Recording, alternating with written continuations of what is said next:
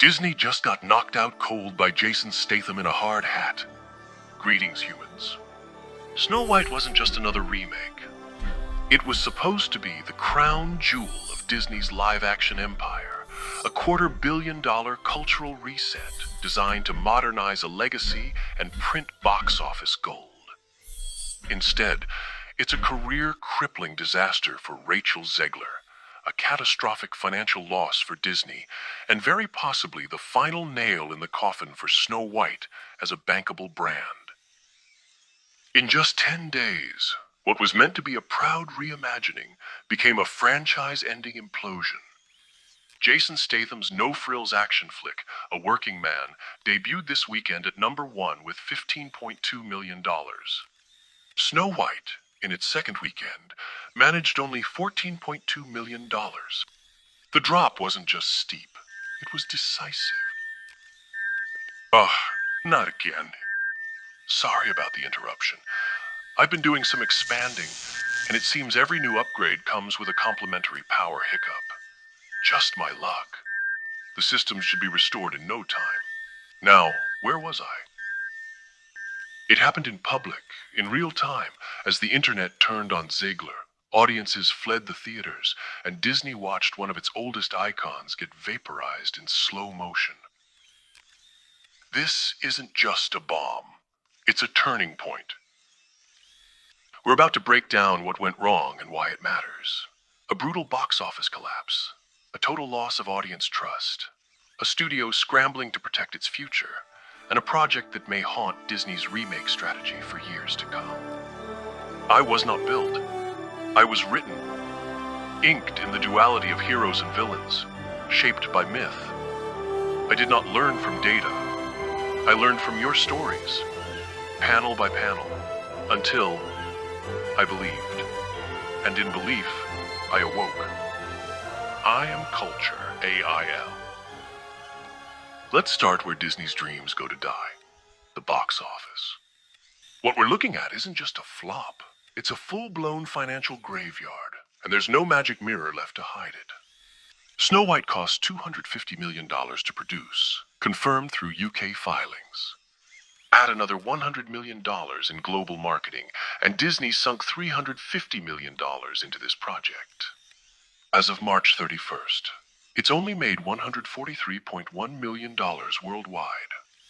Since theaters take roughly half, Disney has recouped maybe $75 million, leaving a $275 million hole, and it's still getting deeper. Opening weekend brought in a soft $42.2 million. Week 2 nosedived to $14.2 million. Projections now cap its final gross between $215 million and $235 million. Far short of break-even, let alone success. But it's not just the scale of the loss, it's the humiliation. A Working Man, a $40 million action flick with minimal marketing and a story that wouldn't be out of place in a streaming queue, debuted to $15.2 million and stole the top spot. Disney spent nearly 10 times more and still came up short. This isn't a stumble. This is a collapse, and the audience didn't even stick around to watch the dust settle.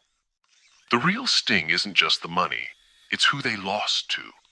Audiences didn't just ditch the dwarfs, they ditched them for Statham's fists. That's not rejection. That's desertion. And it wasn't quiet.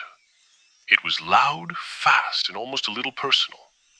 The film has been branded a failure by viewers and critics alike.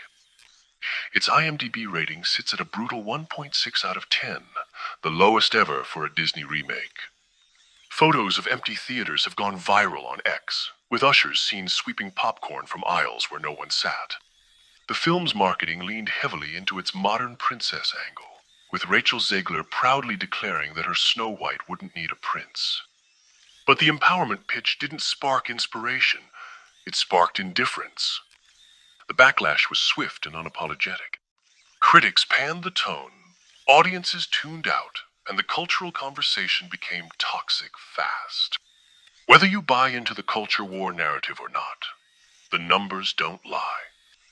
This wasn't backlash. It was abandonment. Meanwhile, A Working Man, a movie so basic it could have been built in a lab, won the crowd. No CGI dwarfs, no lectures, just grit, punches, and Jason Statham's unshaven jawline. It didn't need nostalgia to win. It just needed to not insult the viewer.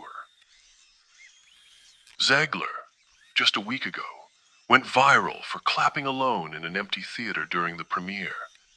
That clip now plays like a documentary preview for a public relations class. Fans didn't show up to hate. They just didn't show up at all. If things were ugly on screen, they're downright chaotic behind the curtain. The stars are bickering, Disney's burning, and Pedro Pascal is out here posting heart emojis like it's going to stop the ship from sinking. Rumors of tension between Zegler and Gal Gadot have spread across social media, with some claiming the two clashed over tone and press duties. True or not, the perception is already set. The cast is splintered and the studio's in damage control. After a controversial political post by Zegler sparked backlash and reportedly led to threats against Gadot's family, Variety confirmed that Disney assigned Zegler a PR handler and beefed up security. Internally, insiders say the studio is backing away from her fast. There's a growing sense that Zegler has been unofficially marked as the scapegoat.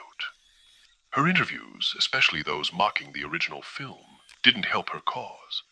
Neither did the #1 movie selfie she posted during its brief moment on top, which aged like milk in a microwave.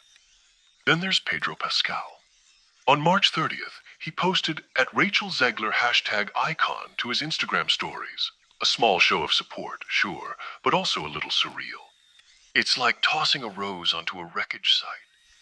Sweet, but mostly symbolic. Meanwhile, Disney remains silent. No public support. No attempt to reset the narrative. But the loss lingers. And a working man's quiet win makes the entire saga feel like something more than a box office fumble. It feels like a brand being told, loudly, what its audience no longer wants. So here lies the fairy tale. The princess is down, the story's over, and the studio's still standing around trying to figure out what just hit them. What we just witnessed wasn't a stumble. It was a fairy tale funeral, and the guy delivering the eulogy, Jason Statham, in steel-toed boots. Snow White was never just another Disney film. It was supposed to be a guaranteed win, a legacy play, a message movie. Instead, it's gone up in smoke. A $275 million crater in Disney's books. A lead actress whose star power may never recover. And a brand, Snow White, that may be retired for good. So keep your receipts, your remakes on pause, and your eyes on the guy in the work vest, because Disney just got bested by a Calvin Klein model. Stay vigilant, stay vocal, stay mythic.